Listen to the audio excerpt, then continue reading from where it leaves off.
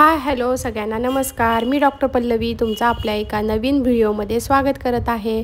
तर महाशिवरात्रीच्या तुम्हाला खूप खूप शुभेच्छा। तर आमची इथे सकाळी आता सगळं आवरलेलं आहे आणि आम्ही निघालेलो आहोत महादेवाच्या दर्शनासाठी। तर जाण्याच्या आधी इथे आम्ही सकाळी मी सगळ्यांसाठी चहा केला होता। तर आमच्या दोघांसाठी चहा केला होता आणि शौर्याचा चहा ना थोडासाच असतो, त्याला अगदी थोडासा चहा आणि त्यामध्ये दूध टाकून मी देत असते। तर तसंच त्याला इथेही मी दिले होतं आणि चहा घेऊन आम्ही लगेच निघणार होतो सिद्धेश्वर मंदिरामध्ये। सासवडच्या जवळच ना एक सिद्धेश्वर मंदिर आहे, तिथे आम्ही जाणार होतो दर्शनासाठी। याआधी मी तिथे कधीच गेलेली नाही आहे, पण मंदिर आणि परिसर खूप छान आहे हे असं मी आधी ऐकलेलं आहे, म्हणून ठरवलं होतं की महाशिवरात्रीच्या दिवशी ना तिकडेच जायचं। तर इथे चहा घेऊन झाला की आता आम्ही तिकडेच निघणार आहोत।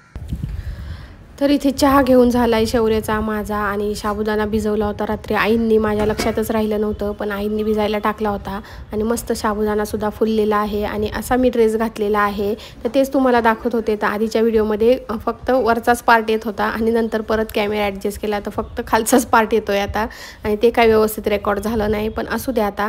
आणि इथे मी आता ना ही रताळी जी आणली होती ना बाजारच्या दिवशी, तर ती मस्त अशी पाण्यात भिजत ठेवली होती। त्यावर खूप माती असते ना, त्यामुळे थोडा वेळ भिजत ठेवली आणि अशी हाताने चोळून त्याची सगळी माती काढून टाकली। रताळी छान अशी बनवणार आहे मी गूळ घालून, त्याची रेसिपी पण तुमच्याबरोबर मी शेअर करणार आहे। तर व्हिडिओ तुम्ही शेवटपर्यंत नक्की बघा। आणि ताकाची कढी करायची आहे उपवासाची। आता ताकाच्या वरती हे जे पाणी आलेलं असतं ना, तर हे पाणी काढून ठेवलं एका भांड्यामध्ये, कारण की ते घालायचं आहे मला झाडांना, त्याने झाडं जरा चांगली येतात, म्हणून हे ताकाचं पाणी आम्ही नेहमी झाडांना वापरत असतो। तर इथे ना आता आम्हाला जायचं होतं ॲक्च्युली दर्शनासाठी, पण आमच्या आहोंना आलं इमर्जन्सी, क्लिनिकमध्ये त्यांना जावं लागलं, त्यामुळे आमचं जाण्याचा प्रोग्राम थोडासा लेट झाला पुन्हा। तर आम्ही सगळं आवरून घेतलेलंच होतं, पण म्हटलं की परत बसून राहिलं ना तर पुढच्या कामाला उशीर होईल, तर म्हटलं त्यांना येऊपर्यंत आपण लगेच इथे ना फराळाची तयारी करून घ्यावी, म्हणून म्हटलं चला आमटी करून घेऊ, उपवासाची जी ताकाची आमटी करणार आहे ती। तर तीच इथे मी करायला घेतली आणि शेंगदाणे वगैरे सगळं बारीक करून ठेवलं आणि तेवढ्यात त्यांचा परत फोन आला की आपल्याला 5-10 मिनटात लगेच निघायचं आहे, त्यांचं काम झालेलं आहे। त्यामुळे मग 2 मिनटात मी पटकन ना सगळा जी आमटीचं जी तयारी केलेली होती ना, शेंगदाण्याचं बारीक कूट वगैरे ते पटकन तेलात तळून घेतलं आणि त्यानंतर मग मी ते झाकण ठेवलं आणि म्हटलं आल्यावरच आता बाकीचं करावं, कारण की पुन्हा परत तिकडं जायचं म्हटलं तर परत काही आलं तर पुन्हा उशीर होईल, म्हणून मग पटकन मी हे सगळं झाकून ठेवलं आणि आम्ही लगेच निघालो।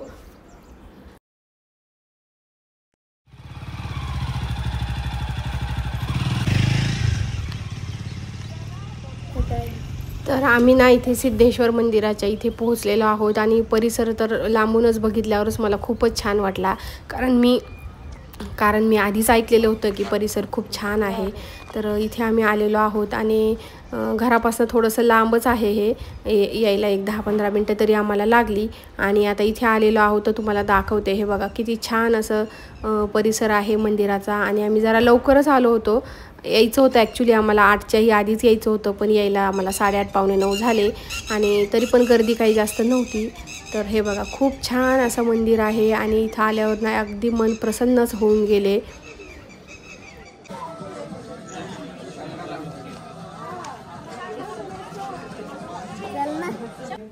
भगवती माता आयुष्य में धनर अग्नि धरती लगा धनर अग्नि धनर सूर्य धनर वसु देवी धनर वसु नाम करते।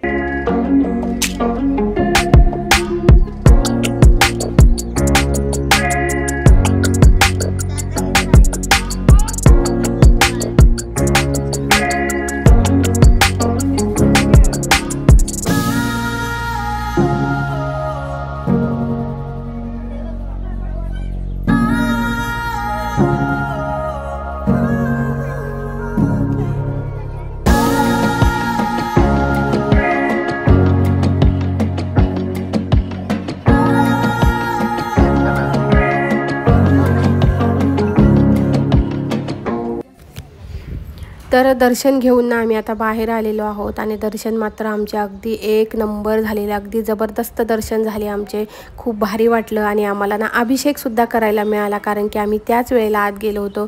तर आमच्याकडून सुद्धा अभिषेक झालेला आहे आणि खूप भारी वाटलं आणि अगदी प्रसन्न झालं मन। आता नंतर ना आम्ही आता इथे ना बराच वेळ थांबलो बरेच फोटो वगैरे काढले आणि मुलांना पण इथनं जायची काही इच्छा होत नव्हती. सगळ्यांना म्हणत होतो आम्ही चला चला, पण सगळेच म्हणत होते थोडा वेळ थांबू. तर मग आम्ही अजून एक 10-15 मिनटं इथे थांबलो आणि सगळा परिसर आम्ही फिरून पाहिला. तर खूप छान वाटला मला. आणि आता गर्दीना मात्र भरपूर व्हायला लागलेली होती. इथे गर्दी मात्र आता इथे वाढायला लागली होती. म्हणून आता आम्ही ठरवलं की आता आपण निघूयात आणि त्यानंतर जायला निघालो. पण इथे ना प्रसाद मिळणार होता म्हणून म्हटलं अजून 5 मिनटं आपण थांबावं. तर प्रसाद तयार होत होता अजून. तर प्रसादामध्ये होती खिचडी मस्त अशी. तर त्यामुळेच आम्ही एक 5-10 मिनटं अजून थांबलो.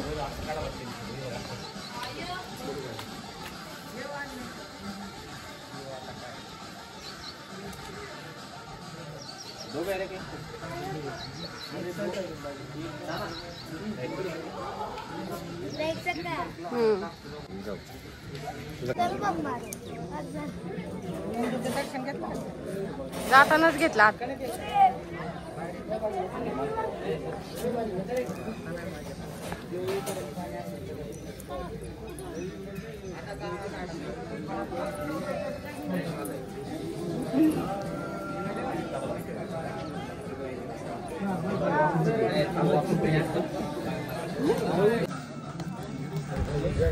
तर मस्त असा खिचडीचा प्रसाद घेऊन आता आम्ही घरी जाण्यासाठी निघालेलो होतो. खूप छान वाटलं. आणि आता घरी आल्यानंतर ना मी तुमच्याबरोबर एक रेसिपी शेअर करणार आहे. तर व्हिडिओ तुम्ही शेवटपर्यंत नक्की बघत राहा. आणि मी कॅमेरा असा घेऊन चालले होते ना, तर सगळेजण माझ्याकडे बघत होते की हे असा का मोबाईलवरती पकडून चालली आहे. तर हे बघा मस्त अशी खिचडी मिळालेली होती. आणि खिचडी ना इतकी टेस्टी होती की काय सांगू मी तुम्हाला, इतकी मस्त होती. घरी आल्यानंतर ना आमटी करायला घेतली उपवासाची आणि ती छान अशी आमटी पण तयार झालेली होती. आणि मी जी रेसिपी तुमच्याबरोबर शेअर करणार आहे ती आहे रताळीची रेसिपी. तर रताळी मी ना जिथे खराब वाटत होतो ना तो पार्ट काढून टाकला आहे आणि अशी कट करून घ्यायची. हे बघा अशा प्रकारे ना ही रताळी कट करून घ्यायची. अशा गोल गोल चकत्या करायच्या. खूप पातळ नाही, खूप जाड नाही, अशा थोड्याशा मध्यम स्वरूपाच्या अशा चकत्या करून घ्यायच्या आणि सगळ्याच रताळ्यांच्या करून घ्यायच्या. मी अर्धा किलो रताळे इथे घेतलेली होती. तर ती सगळी स्वच्छ धुवून घेतली आहेत आणि आता त्याच्या चकत्या करून घेते आहे.